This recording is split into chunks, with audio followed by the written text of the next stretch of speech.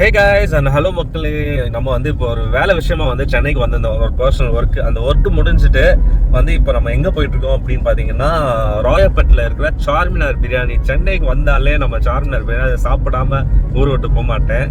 எப்போவுமே வந்து சார்மினார் பிரியாணிக்கு வந்து நான் ஒரு பெரிய ஃபேன். அதாவது 2013 இருந்து நான் சார்மினாருக்கு வந்து பெரிய ஃபேன். நான் அப்போலேருந்து அங்கே தான் ரெகுலராக சாப்பிடுவோம். அண்டு இப்போ வந்து நம்ம சோலோவாக தான் போயிட்டுருக்கோம். சோலோவாக போய் சாப்பிட போகிறோம். ஸோ சாப்பிட்டு ஒரு சின்ன ஃபுட் வீடியோ. ஸோ இது வந்து என்னோட ஃபேவரட் கடை, one of my favourite in சென்னையில் ஃபேவரட் கடை. ஸோ அங்கே போய் இப்போ சாப்பிட போகிறோம்.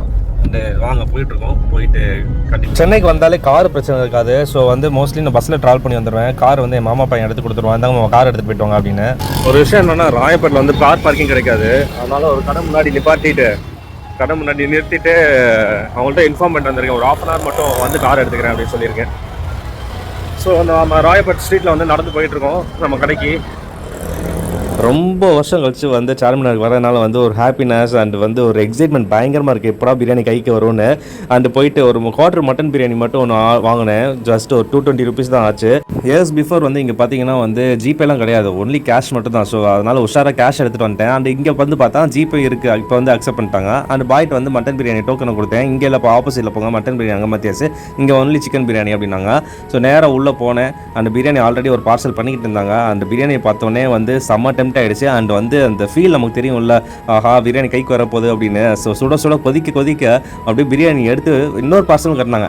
ஐயோ ஏமாந்துட்டுமே அப்படின்னு சொல்லிட்டு அப்புறம் இது ஃபைனலாக நமக்கு தான் வரப்போகுதுன்னு சொல்லிட்டு பீஸ்லாம் எடுத்து வச்சுட்டு பிளேட்டில் வச்சு கொடுத்துட்டாங்க. கொடுத்துன்னு நேராக டேபிள் போகிறேன். இங்கே உட்கார மாதிரிலாம் இல்லை, நின்றுட்டு தான் சாப்பிடணும். ரொம்ப நல்லா இருக்கும். ஆனால் ஓரமாக போய் நின்றுட்டு எடுத்து வாயில் வைக்க வேண்டியதா, ருசி பார்க்க வேண்டியதான். இது ஒன்றும் ப்ரொமோஷன் வீடியோ கிடையாதுங்க. அந்த பில்டப் என்னடா ஓவரா பண்ணுறான்னு நினைக்காதீங்க. உண்மையிலேயே பிரியாணி டேஸ்ட் வந்து அவ்வளோ ஒர்த்தாக இருக்கும். நீங்கள் வேணால் சென்னைக்கு வரப்போ இல்லை சென்னையில் இருந்தீங்கன்னா சார்மினார் ராயப்பேட் பிரியாணியில் வந்து சாப்பிட்டு பாருங்கள். அப்புறம் கண்டிப்பாக அது நாக்குலேயே ஒட்டிக்கணும். அந்த நாக்கு துடிக்க இந்த பிரியாணி சாப்பிட கேட்டுக்கிட்டே இருக்கும். பிரியாணினா யாருக்கு தாங்க பிடிக்காது, எல்லாத்துக்கும் பிடிக்கும். எல்லா கடையிலும் ஒவ்வொரு டேஸ்ட்டு. ஆனால் இந்த கடை வந்து 2013 நான் கண்டினியூஸாக வரேன், என்றைக்குமே சலிச்சதே இல்லை, அப்படி டேஸ்ட் இருக்கும். அண்டு வந்து நம்ம அந்த ஆப்போசிட்டில் சிக்கன் டோக்கன் அவங்க வந்து அந்த இடம் வந்து பார்த்திங்கன்னா அங்கேயும் நின்று சாப்பிட்ற மாதிரி தான் இருக்கும். கொஞ்சம் காலேஜ் பொண்ணுங்களாம் வந்து சாப்பிட்டுட்டு இருந்தாங்க. அப்புறம் அங்கே வந்து சாப்பிட்டு முடிச்சுட்டு அப்படியே ஒரு பெப்சி வாங்கிட்டு கிளம்பியாச்சு. ஸோ இந்த வீடியோ பிடிச்சிருந்தா மறக்காமல் சப்ஸ்கிரைப் பண்ணிட்டு ஷேர் பண்ணிட்டு லைக்கை தட்டி விட்டுருங்க. அண்ட் நீங்களும் சென்னை பக்கம் வந்தீங்கன்னா, சென்னையில் இருந்தீங்கன்னா மறக்காம ராயப்பேட்டில் இருக்க சார்மினார் பிரியாணி வந்து சாப்பிட்டு பாருங்க. அப்புறம் ரெகுலர் ஸ்பாட் ஆகிடும் எனக்கு, என்ன மாரி உங்களுக்கும். Okay guys.